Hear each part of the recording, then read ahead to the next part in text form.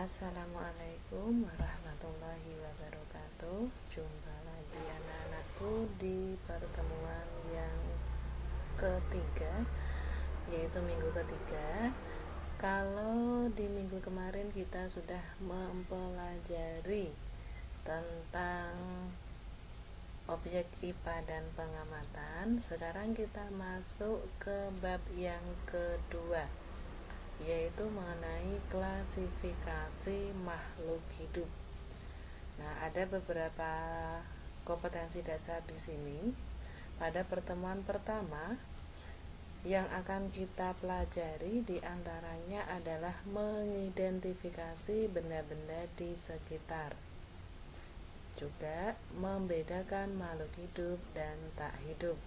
Untuk materi ini sebetulnya sudah pernah kita pelajari di bangku SD ya, tentunya masih ingat ya.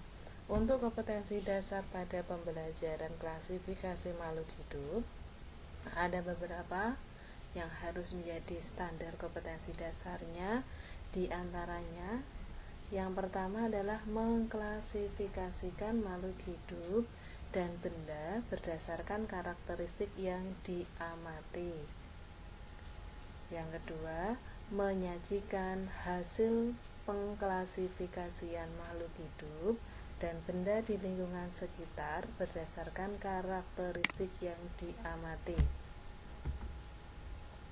Tujuan dari pembelajaran ini diantaranya adalah kalian dapat menjelaskan benda-benda di sekitar yang bersifat alamiah melalui observasi dengan benar. Yang kedua, peserta didik dapat menjelaskan benda-benda di sekitar yang bersifat buatan manusia melalui observasi dengan benar. 3. Peserta didik dapat menjelaskan benda-benda yang bersifat kompleks dan bersifat sederhana melalui pengamatan dengan cermat.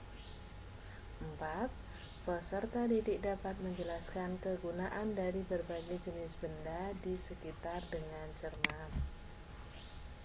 Berikutnya adalah peserta didik dapat menjelaskan ciri-ciri makhluk hidup melalui observasi dengan tepat.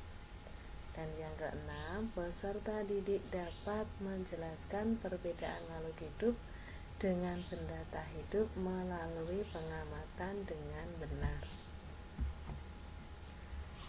Nah, coba kita perhatikan ciri-ciri benda di lingkungan sekitar. Nah, pada dasarnya pengelompokan benda itu dibagi menjadi dua. Yang pertama, benda yang bersifat alamiah. Nah, itu berada di lingkungan kita.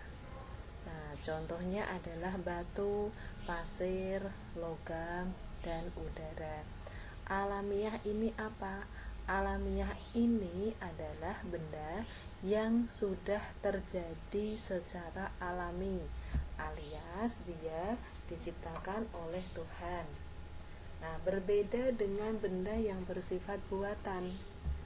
Nah, contohnya ada pensil, ada baju, ada bahan-bahan makanan. Nah, berikutnya adalah berdasarkan sifatnya. Nah, untuk sifat yang pertama di sini benda bersifat sederhana. Apa saja contohnya? Garam, minyak kelapa, lain. Benda yang bersifat kompleks. Nah, kompleks itu berarti lengkap ya. Nah, apa saja?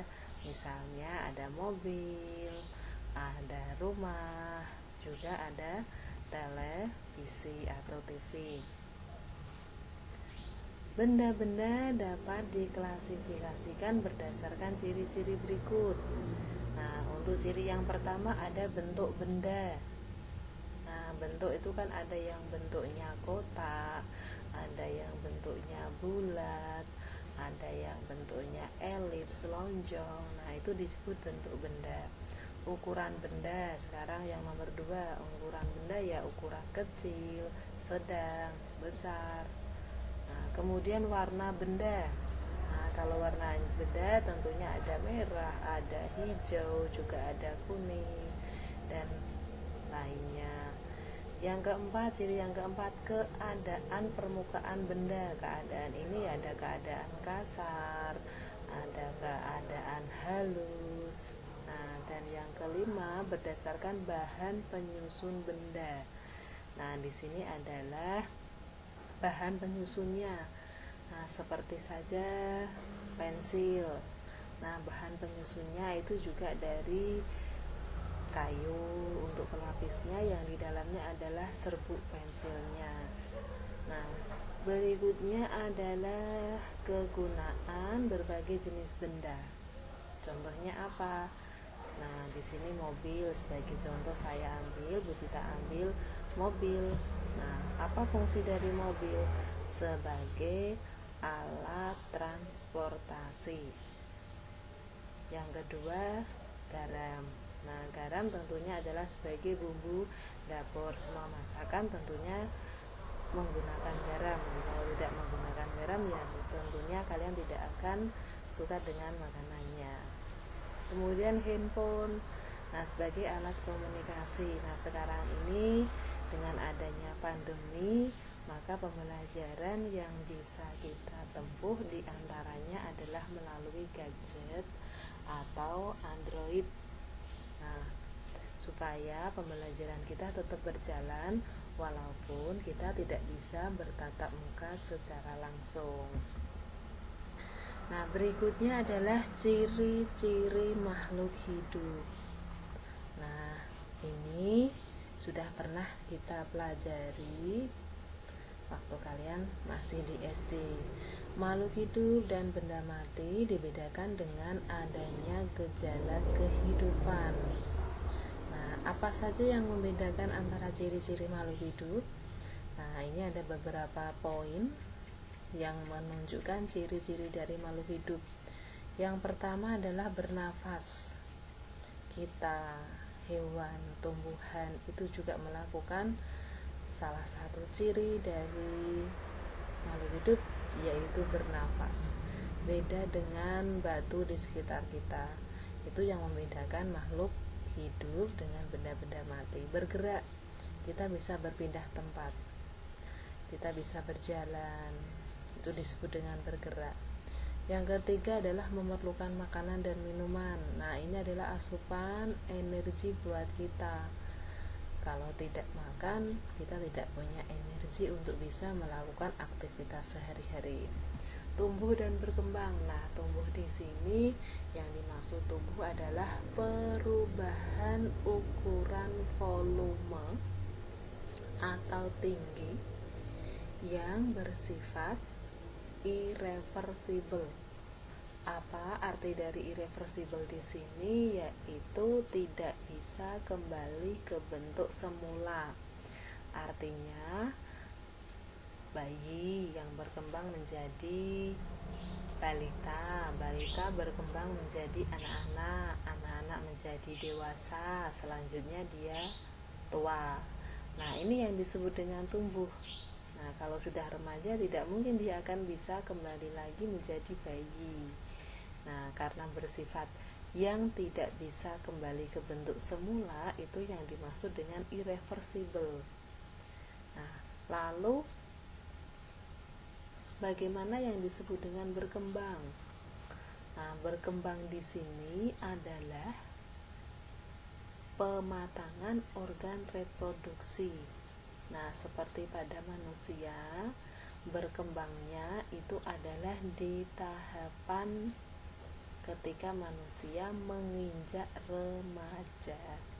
Nah, tentunya remaja ini apa? Nah, remaja ini dibarengi oleh proses pematangan organ-organ reproduksi. Nah, itu yang disebut dengan berkembang. Kemudian berkembang biak atau reproduksi. Nah, mengapa ini butuh berkembang biak atau reproduksi? Yang jelas adalah untuk menjaga kelestariannya supaya tidak punah. Kemudian yang keenam, ciri yang keenam adalah peka terhadap rangsang atau yang kita kenal dengan istilah iritabilitas. Nah, ciri selanjutnya yang ketujuh menyesuaikan diri terhadap lingkungan. Nah, bentuk penyesuaian diri terhadap lingkungan ini kita kenal dengan nama adaptasi. Berikut ada 7 tadi ya. Nah, secara garis besar, nah, benda-benda di alam semesta terdiri dari makhluk hidup dan benda tak hidup. Nah, benda ini dibedakan dengan adanya gejala-gejala kehidupan atau yang kita kenal dengan ciri-ciri makhluk hidup. Tadi ya ada 7 cirinya. Nah, ini soal kalian bisa kalian tulis di buku tulis kalian masing-masing. Nomor 1, mobil merupakan salah satu contoh benda yang bersifat kompleks. Jelaskan mengapa demikian. Soal yang kedua, seorang anak dan sebuah robot sama-sama memiliki ciri dapat bergerak. Mengapa seorang anak disebut sebagai makhluk hidup, sedangkan sebuah robot tidak disebut sebagai makhluk hidup? Jelaskan alasannya.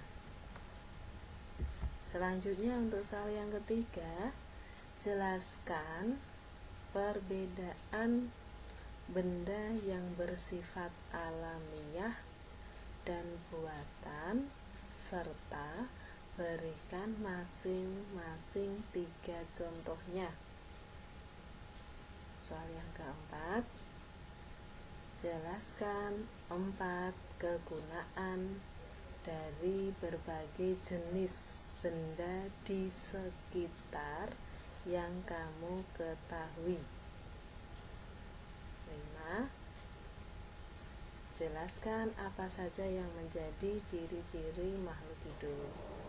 Nah, ada 5 soal yang bisa kalian kerjakan di buku tulis. Selamat mengerjakan ya anak-anak. Semoga berhasil lancar tanpa adanya hambatan. Assalamualaikum warahmatullahi wabarakatuh.